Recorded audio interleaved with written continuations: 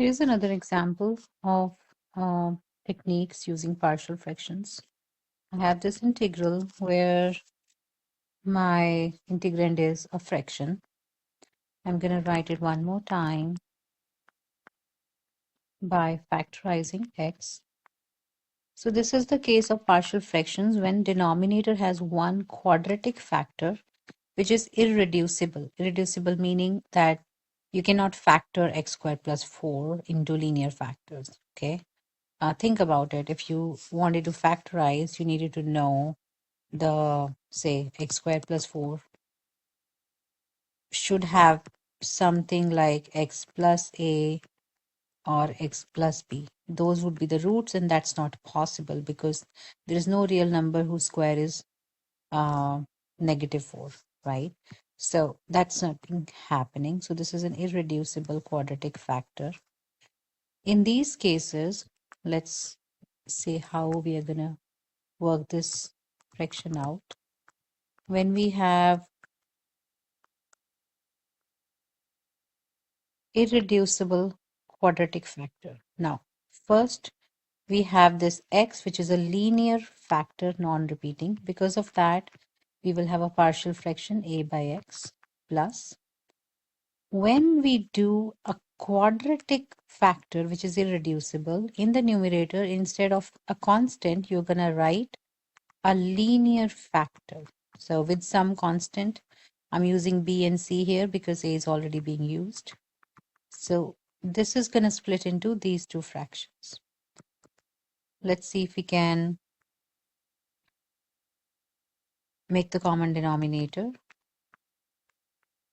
A will have to be multiplied with x squared plus 4, and bx plus c would have to multiply with x. This whole thing is equal to this fraction. That is how we should split it.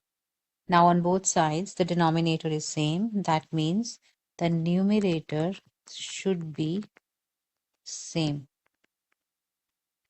By writing this, we are saying that these two sides, left hand side is equal to right hand side. For this is true for all x.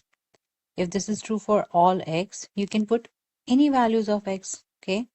So let's say we put x equal to 0. If I put x equal to 0 on left hand side, this will become 0 minus 0 plus 8 equal to 8 times 0 plus 4 is 4 plus b times 0 would be 0 plus c times 0 would be, the whole thing would be just 0. So 4a is equal to 8 implies a is equal to 2. Our goal is to find all three constants. We already found a.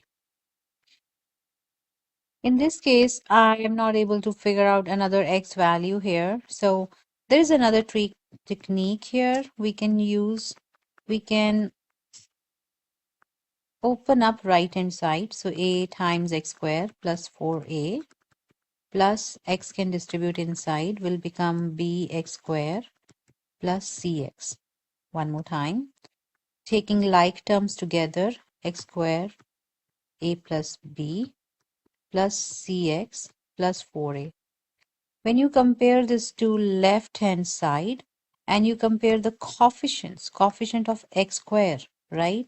On both sides should be same. So a plus b should be equal to 3. We already know a is 2. So 2 plus b should be equal to 3. That means b is equal to what? 1. Similarly, coefficient of x, if you compare on both sides, c should be equal to -1. Okay.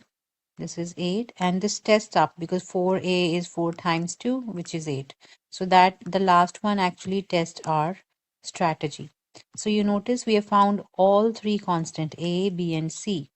Using these three constants and our partial fraction split, we can say our integral actually is, in place of a is 2 by x plus in place of b is 1, x minus c is 1 divided by x squared plus 4 We need to do this integral instead. We do not need to write this 1.